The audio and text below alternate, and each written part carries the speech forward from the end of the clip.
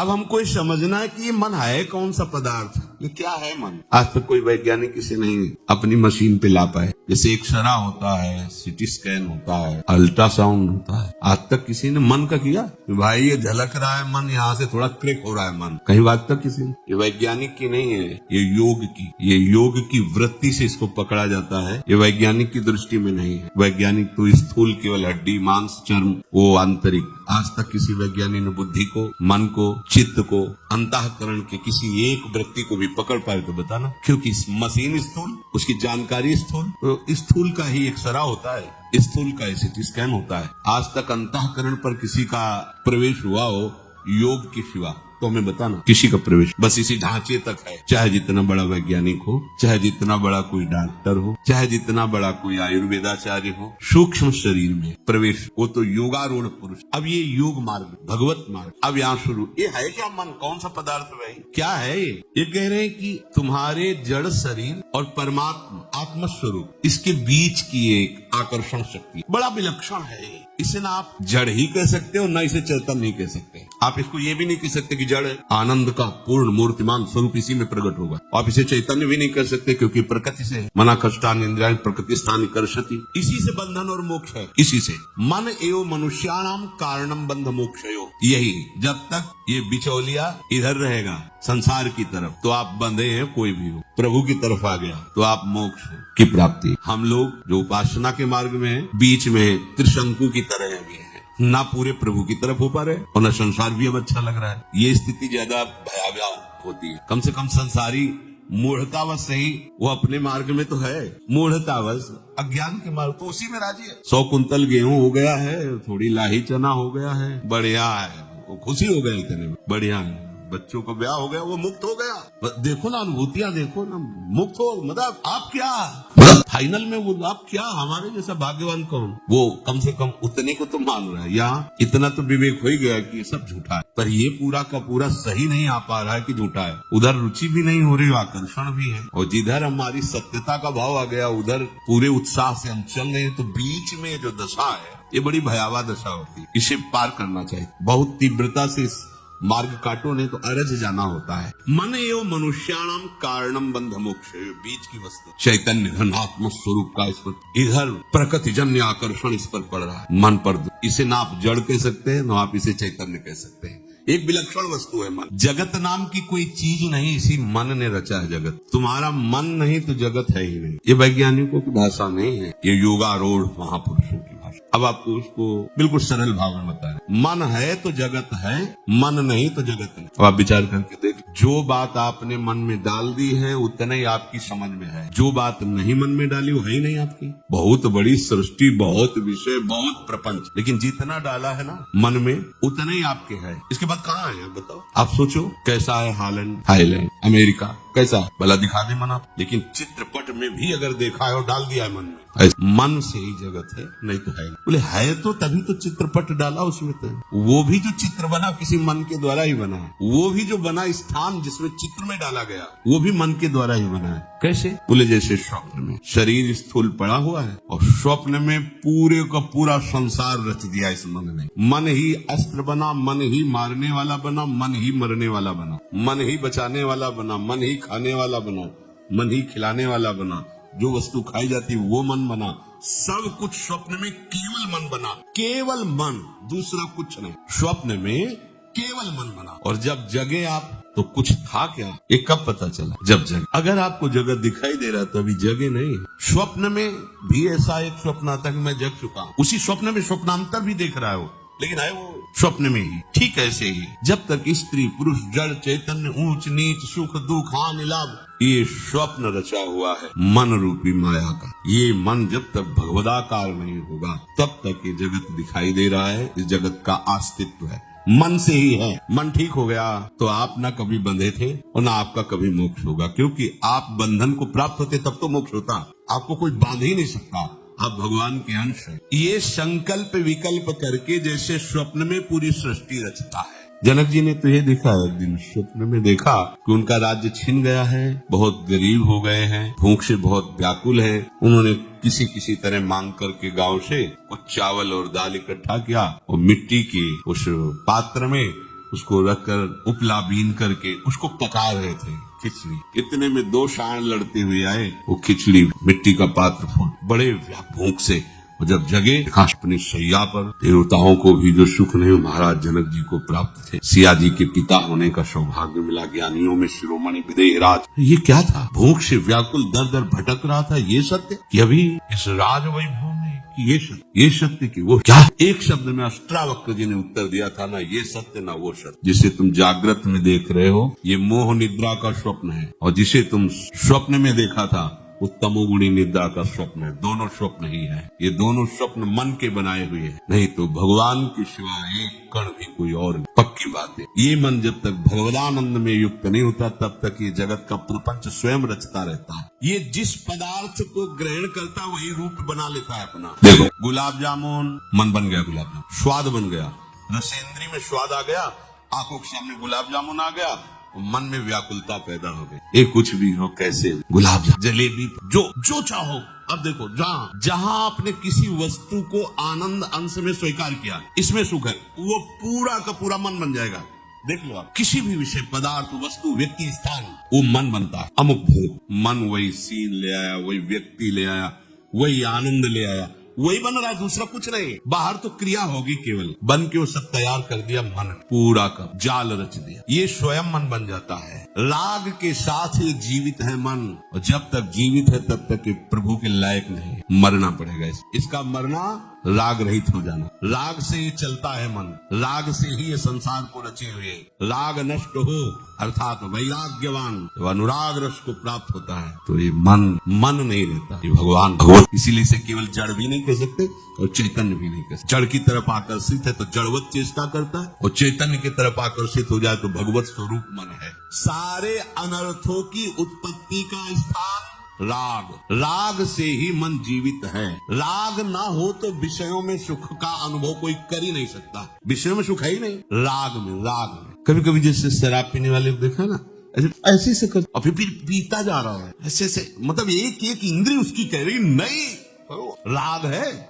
ऐसे भी दर्शन हुए, यही देखा है परिक्रमा मार्ग में, धाम के सामने बीच से नाली रज का था। पहले तो रोड बना ही नहीं, शाम के बाद कोई नहीं निकलता था इधर से, कभी कोई ब्रजवासी ऐसे, गाड़ी वाड़ी तो सवाल ही नहीं था, स्कूटी आदि तो इधर, बड़ा आनंद रज, और नाली बीच से बहती थी ऐसे टेढ़ी में। हमने देखा कि एक आदमी जो है जैसे कोई बैतरणी पार कर रहा हो तो किनारे खड़े विचार करता है। रात्रि से 8 बजे वो कदम बढ़ाता है फिर लौट जाता है। ऐसे कोई नाली है, मतलब जरा सी नाली ऐसे, मतलब 10-5 मिनट तो विचार मग्न रहा कि जैसे किस उपाय से दरिया पार की जाए। जैसे आप सच्ची वाली है, पैर उठाया उसी नाली में गिर गया, मतलब नाली नहीं पार कर। और जब अब ये हुआ कि अब मर न जाए नाली, तो उसको बदबू आ रही थी, जब उठाया ऐसे उसकी, मतलब राष्ट्रपति भी ऐसे बोलने में हिचके, अहम की धरा चरम सीमा की, उसको लग रहा है आनंद में निमग्न, नाली में पड़ा है आनंद। देखो क्या हुआ, राग मान लिया उस। कैसी दूसरे लोग देख करके उपहास करते, घृणा बुद्धि करते, लेकिन वो दूसरे दिन फिर उसे पैसा लगा। ये सारा का सारा अनर्थ राग में छुपा है। और ये राग कहाँ है? मन। अगर मन वैरागी हो जाए, अभी परमानंद की अनुभव जाए, ये जिस विषय में दुख देख लेगा उसे भूल कर नहीं करेगा, पर राग छुपा होने के कारण बातों से भले कहे। जैसे अब उसी का लड़का अगर कहीं ठेके पे खड़ा दिखाई दे, यद्यपि वो शराबी, पर उसको चुभेगा, वो कहेगा बेटा तुम बिल्कुल बेकार है, देखो हम बर्बाद हो चुके हैं, ज्ञान है, तुम देखो हमारी बात आज खाई दे, कभी मत आना, ये बहुत गलत। पर वो खरीद के पिएगा, फिर दुर्दशा को प्राप्त। इसे दुख नहीं कहते, इसे दोष दर्शन। जिस दिन दोष दर्शन कब होता है? जब ये लगेगा कि वास्तविक इसमें सुख नहीं है, तो मेरा उपहास कर रही इंद्रिय। कब तक ऐसा होता है? या किसी महात्मा की वचन स्वीकृत हो जाए। एक शराब पी रहा था बैठे और उपहास करने में प्रवीण था, तो वहां से संत ने, और संत जिस नशे में होते उसको क्या पता, अरे वो तो पौआ लगाया होगा, आधा लीटर पिए होगा। संत तो परमानंद को पिए हुए हैं, मस्ती से जाए तो बोले बाबा लगा ले थोड़ी, जीवन भर के घूम रहा है। तो नजदीक आए और ऐसे बोले बेटा, ओहो तुम्हारे भाग्य को मैं पढ़ के देख रहा हूँ, तुम तो 7 दिन में मर जाओ, गिलास रख। वो संत है, उनका नशा अलग नशा है। बोले बेटा भगवान को साक्षी करके कहते हैं हमारे वचन मिथ्या नहीं, 7 दिन में तो नशा उतर गया। चरणों में महाराज क्या बोले, बेटा एक उपाय, अगर तुम गोविंद गोविंद गोविंद गोविंद ऐसा शुरू करो तो तुम्हें दुख नहीं होगा, तुम भगवान को प्राप्त, और हो सके तो शराब मत पीना, 7 दिन में तो मर ही जाना है। कभी नहीं घर गया, किसी से बात नहीं किया, कमरे में गो खाना पीना भी मर ही जाना है, 7 दिन गोविंद गोविंद गोविंद। 7वें दिन संत भगवान पहुंचे, उसके आंसू चल रहे थे। बोले महाराज कितने घंटा रह गए हमारे लिए।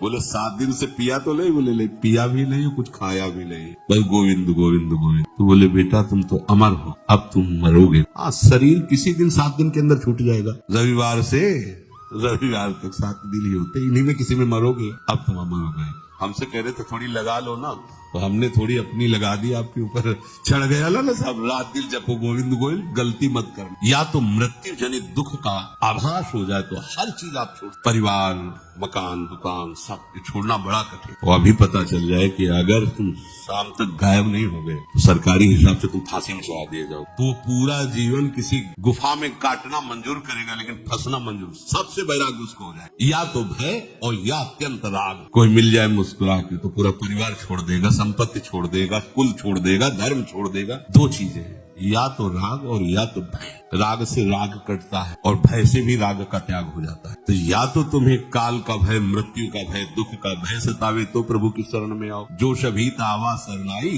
तो रखियो ताई प्राण की नाई। या तो सत्संग सुनकर भयभीत कर लो अपने मन को और प्रभु की तरफ ले चलो, और या फिर इसे राग से लाओ। जितने सुंदरताएं हैं वो सब हमारे प्रभु, सुंदरता के समुद्र, करुणा के कैसे वैदग्ध सिंधुर अनुराग रसैक सिंधुर वात्सल्य सिंधु रति सांद कृपैक सिंधु लावण्य सिंधु रमत छवि रूप सिंधु श्री राधिका स्फुरत में हृदय के समुद्र है हमारी प्यारे। ऐसा अंदर भाव करो और मन को समझाओ उनके नाम के प्रति, उनके रूप के प्रति। यदि इसे कहीं जब इधर लगता है तो उसे राग कहते, इधर कहते तो अनुराग, प्रभु की तरफ अनुराग। या तो इधर इसका राग शुरू हो जाए या भय हो जाए, ये 2 ही पद्धति से हटाया जा सकता है। तीसरी पद्धति या तो भयभीत हो जाए, ये कुछ ऐसा कोई विश्वसनीय आदमी से भय से मिले तो ये संभल सकता है, बड़ा चतुर है। अगर सत्संग में थोड़ा भय लगा कि हम गलत है तो माया बाहर ऐसे पार्षद भेज देती कि पूरे सत्संग पर पूछा लगा, तो बोलेंगे इसे मौज लो यार, एक घूंट लो तुम्हें हमारी कसम, अरे तुम मर जाओ नहीं पिएगा कसम। ना संत की मानना, ना बड़ों की मानना, ना गुरु की मानना, तो मन कैसे भयभीत हो, किसी एक पर विश्वास हो जाए। ये मन जब तक संसार में किसी को सुंदर मानेगा, किसी को सुखद मानेगा, तब तक ये प्रभु में नहीं लगेगा। किसी को भी ये सुंदर मानेगा, सुखद मानेगा, तब तक ये प्रभु में नहीं लगता।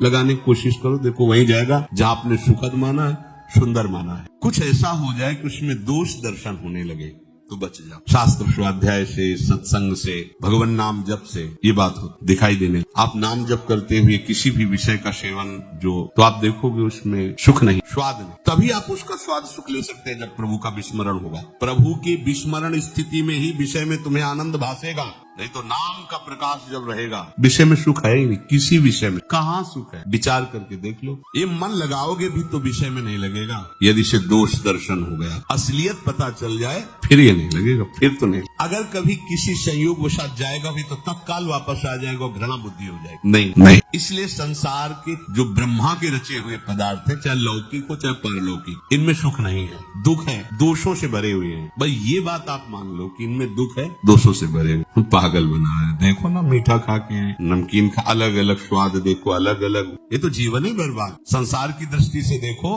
तो बाबा जी का जीवन बर्बाद, न लड़का, न बच्चा, न पत्नी, न कोई सुख, न रात दिन तिलक लगा मजीरा भला, न कोई मनोरंजन। और जैसे लोग नहीं, कोई महीना भर की छुट्टी हुई है तो अमुक जगह चलते हैं, अमुक पार्टी, इनकी तो रोज वही पार्टी, राधा वल्लभ सी, हरिवंशी, वृंदावन श्री वंचन। उनकी नजर में इनका जीवन बर्बाद हो, इनकी नजर में उनका पूरा जीवन बर्बाद। वास्तविक उनके हाथ क्या लगा, क्या है? जब आपका शरीर पूरा होने का समय आएगा तो आपके पास फाइनल में क्या जमा हुआ पूरे जीवन में, क्या? वही दुष्कर्म, वही ऐसे कर्म जो पुनः आपको दंड देंगे। आपके पास भजन, आपके पास भगवत आराधना अगर ये है तो आप देखना मरने के समय आपके अंदर उत्साह, क्योंकि आप धनी, हर व्यवस्था आपके चरण चूमेगी, अब आपकी यात्रा बड़ी शुभ होगी, मंगलमय होगी। इसीलिए सब मरने के नाम से कांप उठते, क्योंकि आगे की तैयारी नहीं। कहाँ जाना है पता नहीं, क्या है आपके पास, कुछ नहीं। यहाँ जो बटोरा सब यही छूट जाएगा। और संत जन क्या बटोरते हैं, परम धन आधार, वो अविनाशी है और वही साथ जाएगा। और उस नाम का प्रभाव ऐसा कि जितना कूड़ा करकट भूल से जमा हुआ था, अंतिम समय तक वो भस्म कर देगा, कुछ साथ नहीं, केवल प्रकाश, केवल नाम, केवल प्रभु। मानने से इस संसार के प्रति दुख दोष का दर्शन होने लगे, जो भगवान कह रहे हैं, दुख योने या दुख आले हम, तो फिर मन नहीं जाए। अगर आपको यह वीडियो अच्छी लगी है तो वीडियो को लाइक करें, कमेंट करें और चैनल को सब्सक्राइब जरूर करें। और मैं आपको मिलता हूँ कल एक और नए वीडियो के साथ। राधे राधे।